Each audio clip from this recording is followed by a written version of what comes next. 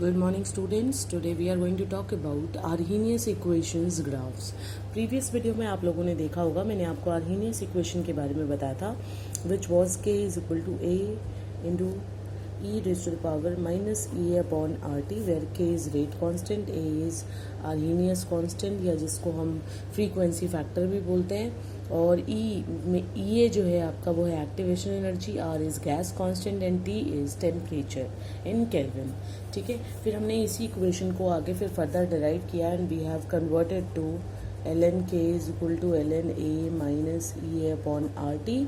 और एक और भी मॉडिफिकेशन हमने किया था, ln की बजाय log लिखा था, log k is equal to log a minus E A upon 2.303 R. Right? So according to these equations we can talk about few more things from here, जिसमें मैं सबसे पहले बात करूँगी इफ़ेक्ट. ठीक है, किस चीज़ का effect? Effect of temperature increase. अगर हम ये मान लेते हैं कि टेम्परेचर को बढ़ाने से एक बार के लिए for time being let us assume that activation energy remains constant, assuming ये इज़ कांस्टेंट. तो यहाँ से अगर देखते हैं तो टी के, अगर हम टी को इंक्रीज़ करते हैं, टेम्परेचर को इंक्रीज़ करते हैं, तो इसका मतलब क्या हुआ? इसका मतलब हुआ ये अपॉन जो आर टी फैक्टर है ये क्या होगा? ये डिक्रीज़ हो जाएगा. टेम्परेचर क्योंकि डिवाइड में कर रखा है आपने, डिनोमिनेटर में है, इसका मतलब है माइनस ई अपॉन आर टी जो फैक्टर है वो क्या करेगा? ये फैक्टर आपका इंक्रीज़ कर जाएगा, नेगेटिव वैल्यू बढ़ जाएगी ना. ठीक है, और इसका मतलब है e की पावर माइनस ई अपॉन आर टी जो फैक्टर है ये भी आपका इंक्रीज कर जाएगा. तो ये चीज़ें बता रही हैं कि इसका मतलब ये हुआ ये पूरा का पूरा फैक्टर बढ़ गया, मतलब रेट कांस्टेंट बढ़ गया, और रेट कांस्टेंट के बढ़ने का मतलब है रेट ऑफ रिएक्शन इंक्रीज हो जाएगा. इसी तरीके से देखें, if what is effect of activation energy decrease. मान लेते हैं कि टेम्परेचर जो है वो कांस्टेंट है, कंसंट्रेशन को कांस्टेंट हमने रखा है. व्हेन टेम्परेचर कांस्टेंट और what we can say that concentration constant, सब चीज़ें हमने कांस्टेंट कर दी, और सिर्फ ई की वैल्यू को हमने क्या किया है, सपोज डिक्रीज़ किया है. तब हम देखें क्या होता है. जब ई को आप डिक्रीज़ करोगे तो ई अपॉन जो आर टी फैक्टर है वो क्या होगा? डिक्रीज़ होगा. इसका मतलब वही सिचुएशन आ गई, माइनस ई upon R T factor increase हो जाएगा. इसका मतलब है ई की पावर माइनस ई अपॉन आर टी ये भी आपका इंक्रीज हो जाएगा, और अगेन वही सिचुएशन है, इट मीन्स के इंक्रीजेस. ठीक है, रेट कांस्टेंट बढ़ जाएगा. Now graphical information is also very important of Arrhenius equation, which can be done by using these two graphs. ठीक है, these two equations, इन दोनों इक्वेशंस को यूज़ करेंगे, और मैं आपको एक इस इक्वेशन जो मेजर इक्वेशन है इसका भी ग्राफ एक्सप्लेन करूँगी. तो सबसे पहले हम ग्राफ बनाते हैं फॉर के वर्सेस टी, टेम्परेचर. ठीक है, टाइम नहीं है बच्चों, ये टेम्परेचर है, याद रखने वाली बात है. अभी तक जो आपने ग्राफ पढ़े हैं उनमें टाइम यूज़ हो रहा था. ठीक है, लेकिन ये जो ग्राफ होते हैं इनका इंडिकेशन, इनकी पहचान ही यही है कि इसके अंदर क्या होता है, आपका टाइम नहीं टेम्परेचर प्रेजेंट होता है. ठीक है, so when rate constant is plotted against temperature it is found that it is increasing exponentially. ये जो ई की पावर माइनस ई अपॉन आर टी दे रखा है ना, ये तो कांस्टेंट है ही. ठीक है, तो ये मतलब है एक्सपोनेंशियल जो है वो ग्राफ बनेगा, और एक्सपोनेंशियल ग्राफ कुछ इस तरीके से बनता है, पैराबोला की एक कर्व बनती है. Okay, so this is from your major equation, starting equation from this equation. ठीक है, अब हम बनाते हैं हमारी फर्स्ट इक्वेशन से. तो फर्स्ट इक्वेशन से अगर हम ग्राफ प्लॉट करते हैं then it will be ln of k versus ln of t, natural log of t. तो देखिए, अगर ये ग्राफ प्लॉट किया जाता है, ln of k versus t only, not ln of t versus t only. तो ये जो ग्राफ है, ये ग्राफ आपका एक स्ट्रेट लाइन आएगी विद अ नेगेटिव स्लोप. ठीक है, इसका जो स्लोप है वो आपके t का कोफिशिएंट है, that is minus E A upon R, L N के लिए minus E A upon R. और ये जो मैक्सिमम वैल्यू आप देख रहे हो, ये वैल्यू आपका कांस्टेंट है, आपका एल एन ऑफ ए। ठीक है, अगर एल एन की बजाय यानी नेचुरल लॉग की बजाय हम लॉग ले लेते हैं तो हमारा थोड़ा सा ग्राफ में चेंजेस आएंगे। क्या चेंजेस आएंगे? लॉग ऑफ के वर्सेस टी। अब मैंने ग्राफ प्लॉट करना है तो लाइन स्ट्रेट ही आएगी उसी तरीके से। ठीक है, जो स्लोप है उसकी वैल्यू थोड़ी सी चेंज हो जाएगी, minus E A upon 2.303 R. Okay, और ये जो मैक्सिमम वैल्यू है ये वैल्यू हो जाएगी log of A. So everyone, these are the graphs that you need to like practice. ये भी आपको तैयार करने हैं जो आपके आर्हीनियस इक्वेशन से रिलेटेड कुछ इन्फॉर्मेशन है। और ये मैंने आपको बताया ही था कि जो यूनिट्स हैं ए के और के वो सेम होते हैं। और ये जो पूरी की पूरी टर्म दी हुई है, ई की पावर माइनस ई अपॉन आर टी, इस पूरी टर्म के कोई यूनिट्स नहीं है। लेकिन ये जूल या किलो जूल या कैलोरीज या किलो कैलोरीज में रिप्रेजेंट करोगे क्योंकि एनर्जी है। आर जो है वो आपका गैस कांस्टेंट है, जूल पर केल्विन पर मोल। और टी टेम्परेचर होता है केल्विन में।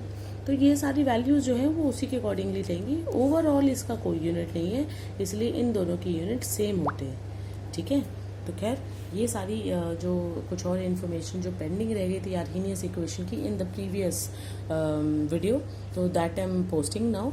और अब इसके बाद हम डिस्कस करने वाले हैं लास्ट टॉपिक इस पर्टिकुलर यूनिट का, and that is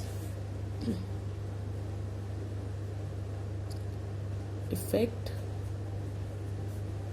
of catalyst on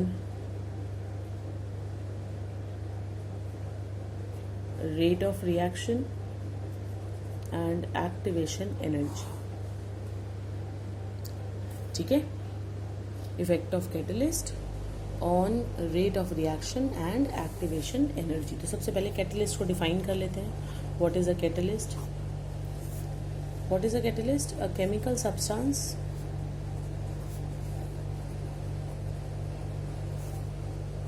which increases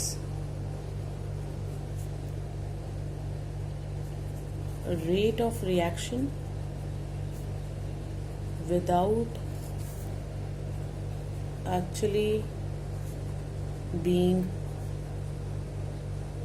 consumed in the reaction में एक्चुअली कंज्यूम हुए बिना जो केमिकल सब्सटेंस किसी भी रिएक्शन की रेट को, स्पीड को बढ़ाने का काम करेगा, that is known as catalyst.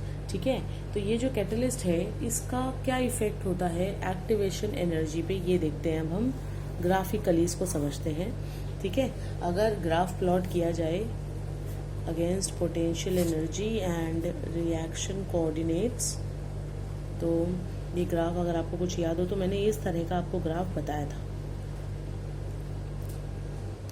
ठीक है, कि यहाँ पर आपके रिएक्टेंट्स हैं, यहाँ आपके प्रोडक्ट्स हैं, और ये एनर्जी बैरियर है जिसको हम थ्रेशोल्ड एनर्जी कहते हैं। ठीक है, राइट। अगर हम मान लेते हैं कि ये किसी रिएक्शन के लिए है जिसमें आपने कैटलिस्ट यूज नहीं किया, अनकैटलाइज्ड। ठीक है, तो जैसे ही हम कैटलिस्ट डालते हैं तो कैटलिस्ट डालने से क्या इफेक्ट आता है? कैटलिस्ट डालने से एक नया रास्ता खुल जाता है इसी रिएक्शन को प्रोसीड कराने का, जिसकी एक्टिवेशन एनर्जी जो है, ठीक है, वो पहले से कम है। अब देखें एक बार फिर से, यहाँ से अगर मैं प्लॉट करती हूँ, ये जो डिफरेंस है एनर्जी का, ये था एक्टिवेशन एनर्जी ये। ठीक है, अगर अब इस ग्राफ को देखा जाए, नीचे वाले को, ब्लैक वाले को देखें आप कर्व को, तो यहाँ से जो एक्टिवेशन एनर्जी आ रही है इसकी वैल्यू पहले के कंपैरिजन में कम आ रही है। ये जो डिफरेंस था ये यहाँ कम हो गया है, रिड्यूस हो गया है। ठीक है, सो दिस इज द ग्राफ, जो ब्लैक वाला ग्राफ है ये है फॉर कैटलाइज्ड रिएक्शन। तो बेसिकली कैटलिस्ट डालने से क्या होता है, bye adding catalyst, it provides another path for a reaction which has lower activation energy। यानी कैटलिस्ट क्या करता है, ये जो बैरियर है ना, इस बैरियर को रिड्यूस करा देता है। ठीक है, कैसे? एक नया रास्ता दे करके। और यही जो है एक्टिवेशन एनर्जी के ऊपर कैटलिस्ट का इफेक्ट है। अब इसके बाद कुछ कैटलिस्ट की इंपॉर्टेंट पॉइंट्स या इसके कुछ कैरेक्टरिस्टिक्स की बात कर लें। Catalyst is always required in small quantity, बहुत ज़्यादा नहीं चाहिए होता, थोड़ा सा क्वांटिटी में भी आपका कैटलिस्ट काम कर जाता है। दूसरी बात याद रखने वाली बात, it does not affect delta G of the reaction, यानी गिब्स फ्री एनर्जी जो है किसी रिएक्शन की, उसके ऊपर कोई चेंज नहीं डालेगा। ठीक है, एंड डेल्टा एच, और ना ही एंथैल्पी को चेंज करेगा। ना तो ये डेल्टा जी को इफेक्ट करेगा और ना ही ये डेल्टा एच को इफेक्ट करेगा। कैटलिस्ट दोनों के ऊपर कोई इफेक्ट नहीं डालता। Increases forward as well as backward reaction equally, increases rate, basically rate of forward as well as backward reaction equally in case of reversible reaction. अगर आपकी रिवर्सिबल रिएक्शन है तो दोनों का रेट एक जैसे बढ़ाएगा, फॉरवर्ड का भी और बैकवर्ड का भी। ऐसा नहीं होगा कि फॉरवर्ड का इंक्रीज करेगा बैकवर्ड का नहीं करेगा, ऐसा नहीं होता। ठीक है, तो ये जो है कैटलिस्ट की चीज़ें हैं, कुछ इन्फॉर्मेशन है जो आपको कैटलिस्ट के बारे में याद रखनी है। कैटलिस्ट एक्टिवेशन एनर्जी को लोअर डाउन कराता है, एक नया पाथ प्रोवाइड करा के। इसके अलावा बहुत कम क्वांटिटी में चाहिए होता है, खुद में उसमें कोई फिजिकल केमिकल चेंज नहीं आता। रिएक्शन कंप्लीट होने के बाद आप उसे रिकवर कर सकते हो। ठीक है, फॉरवर्ड और बैकवर्ड रिएक्शन का रेट इक्वली इंक्रीज करता है और गिब्स फ्री एनर्जी और एंथैल्पी को बिल्कुल भी चेंज नहीं करता, उसके ऊपर कोई इफेक्ट नहीं डालता। और अब बात करते हैं कोलिजन थ्योरी की। कोलिजन थ्योरी जो है वो basically kinetic theory of gases पर बेस्ड है। It is based on kinetic theory of gases. ठीक है, यानी इसको बेसिस बना करके कि जिसके अकॉर्डिंगली गैस के मॉलिक्यूल्स हमेशा एक दूसरे के साथ कोलाइड करते रहते हैं, जो जिस कंटेनर में रखा जाता है उसके साथ जो है कोलाइड करते रहते हैं। इसको बेसिस मान करके जो है कोलिजन थ्योरी दी गई है। ठीक है, और ये जो कोलिजन थ्योरी है बेसिकली ये आर्हीनियस इक्वेशन में और जो बाकी जो रेट ऑफ रिएक्शन वगैरह है उनको एक्सप्लेन करने में ज़्यादा हेल्पफुल है। तो ये कैसे हेल्पफुल है या ये कोलिजन थ्योरी है क्या, इसके बारे में मैं आपको बताती हूँ। कि सबसे पहली बात, इसके कुछ अजम्पशंस हैं क्योंकि थ्योरी है। पहली चीज़ कि जितने भी आपके रिएक्टेंट मॉलिक्यूल्स हैं ये कहते हैं कि they keep on colliding with each other. Reactant molecules keep on colliding with each other। ठीक है, अब ये कुछ टाइम कभी कभी तो ऐसा होता है कि collisions are effective and sometimes the collisions are ineffective। तो we can say that not all collisions और इफेक्टिव का मतलब है कि कोलिजन ऐसा होना चाहिए कि कोलाइड करके वो प्रोडक्ट में कन्वर्ट हो, लेकिन ऐसा हर बार नहीं होता है। ठीक है, not all collisions are effective. तो कौन से कोलिजन्स इफेक्टिव होंगे या कैसे डिसाइड होगा कि कोलिजन इफेक्टिव है या नहीं है? Out of total collisions only those are effective which go through two things, which has proper energy so that they can cross the energy barrier and proper orientation जैसे suppose अगर हम ले लेते हैं कि कार्बन के चलिए मैं आपको एग्जाम्पल के साथ बताऊंगी कि ओरिएंटेशन का क्या मतलब है। फॉर टाइम बीइंग ये जो है आपकी कोलिजन थ्योरी के कुछ बेसिक पॉइंट्स है।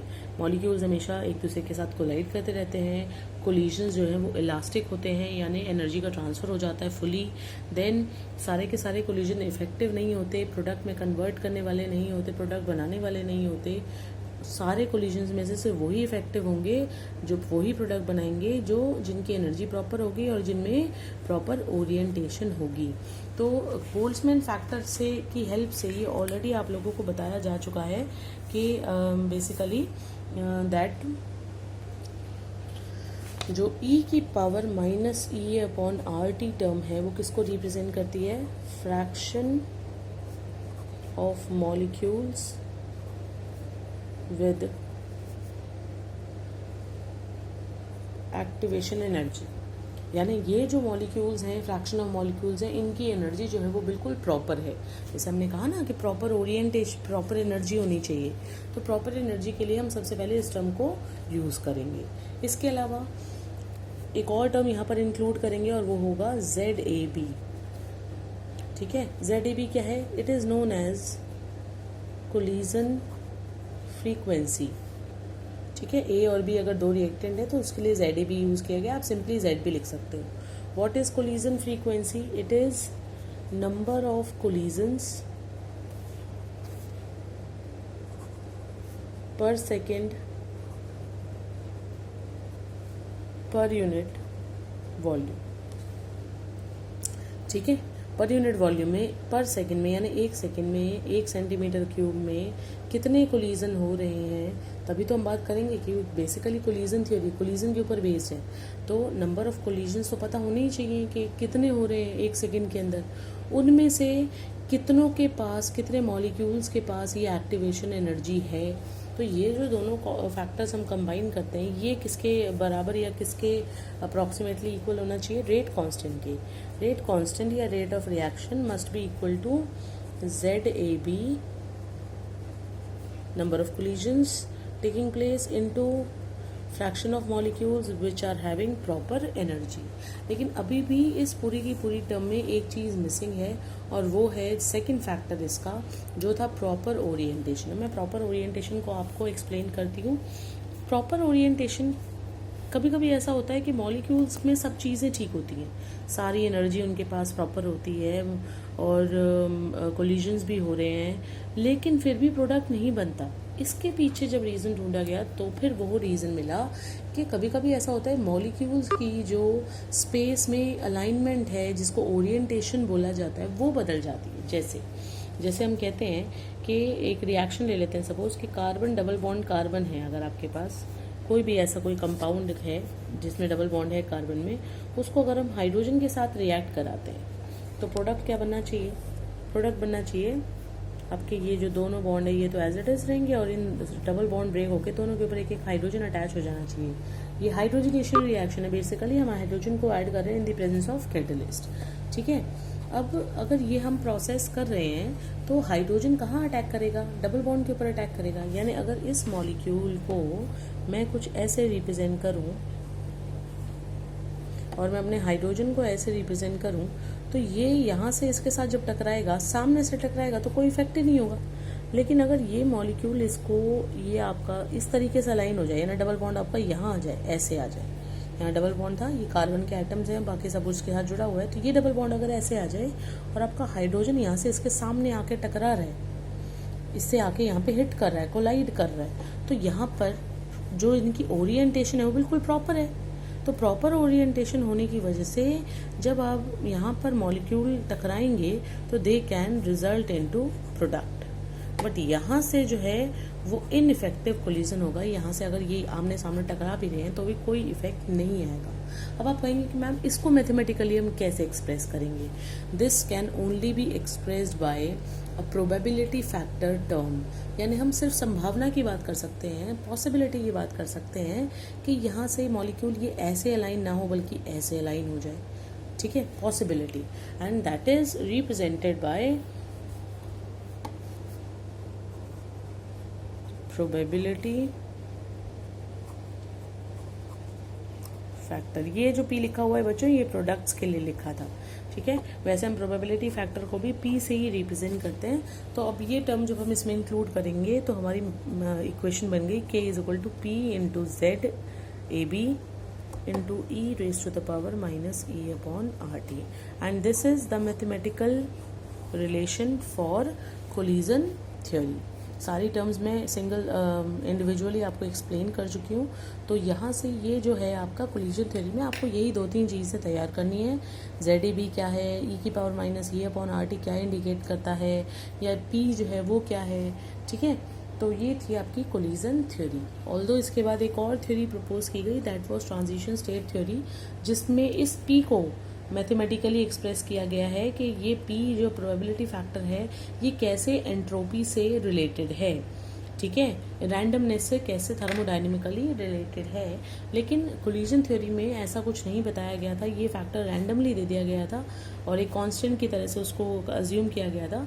So that was the drawback of collision theory.